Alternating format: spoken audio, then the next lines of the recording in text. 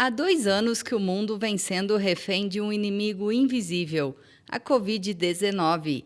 E se não bastasse a sua presença, também temos que lidar com as mutações e outros tipos de vírus de gripe.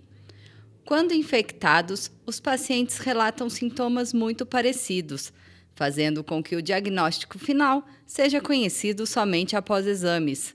Em Andradas, grande parte da população busca pelo atendimento médico na Santa Casa.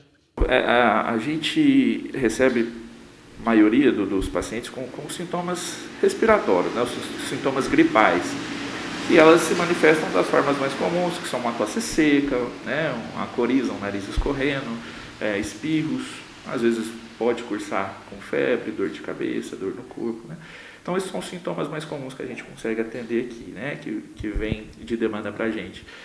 Só que a gente só consegue distinguir, na verdade, entre um Covid, entre um resfriado comum e uma H3N2, às vezes, pelo teste ou pela gravidade dos sintomas.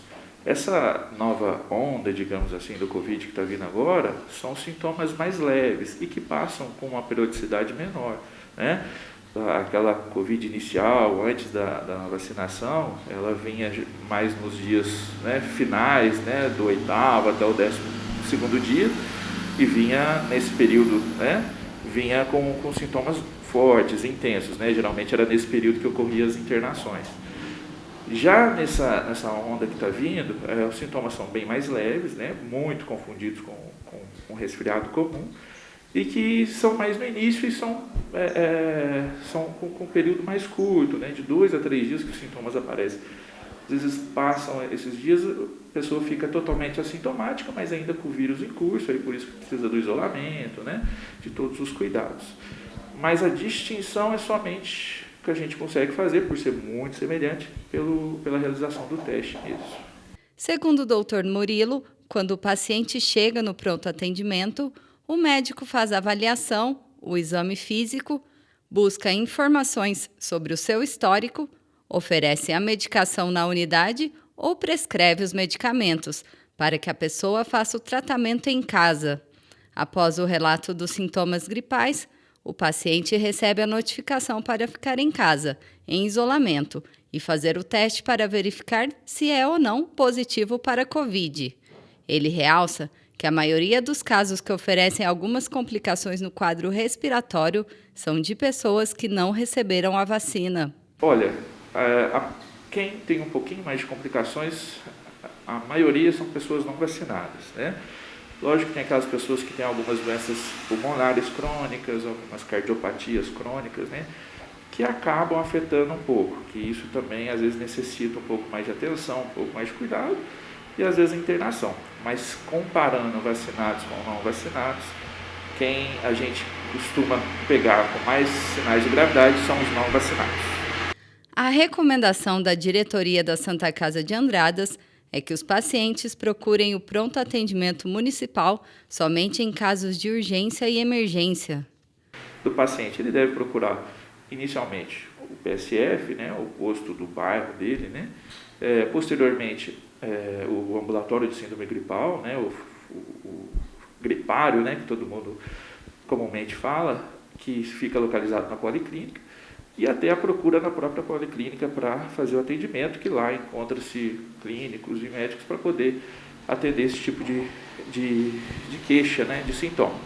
Aqui a gente aconselha sempre a população vir no estágio de gravidade, né, com sintomas maiores, mais intensos, né, uma febre alta, uma falta de ar, né, uma febre persistente que não consegue abaixar com as medicações.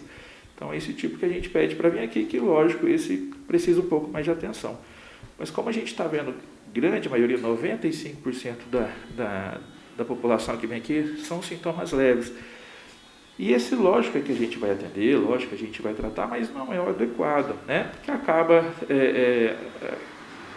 colocando-se na frente de algum paciente que realmente precisa, não necessariamente para o Covid, mas para uma doença ou alguma situação muito mais emergencial, e acaba ocupando os médicos que estão aqui no pronto atendimento de início com uma queixa simples que poderia ser resolvido, né, na atenção primária, na atenção básica.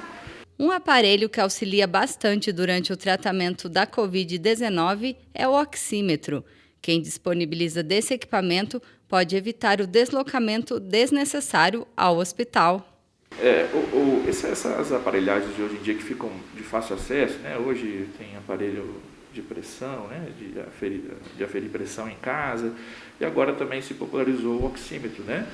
Então, assim, lógico que o oxímetro tem que ser bem instruído para ser utilizado. Muitas pessoas usam de forma errada, se assustam e vêm correndo para cá, né? Então, assim, sabendo utilizar o que é simples, né? É prático, é só colocar no dedo, esperar 5 a 15 segundos. Não é a primeira medição que é real, às vezes ele demora um pouco para mostrar a medição real. Se puder, se tiver as condições de ter um em casa, é muito prático e fácil e ajuda muito nesse tipo de situação. Para evitar até uma vinda aqui de uma forma equivocada e que chega aqui, a gente vai avaliar, o paciente não tem sintomas maiores, né, só sintomas leves, e acaba vindo aqui de forma desnecessária. Tá? Uma saturação, né, que a gente consegue ver pelo aparelho, uma frequência cardíaca que a gente consegue ver pelo aparelho. Isso, o paciente tendo a certeza em casa de como está, olhando normal no aparelho, isso ajuda bastante a gente. A gente considera normal 95% para cima, tá? E a frequência cardíaca sempre de 60 até 100. Tá? Então, ficando nesse intervalo, a gente considera normal. Não que se tivesse um pouco acima, um pouco abaixo, isso é grave, não é isso, tá? Tem pacientes que apresentam uma frequência cardíaca menor mesmo, alguns pacientes apresentam uma frequência cardíaca maior, isso tem que ser tudo avaliado num conjunto, né? Mas a gente considera esses valores normais, tá?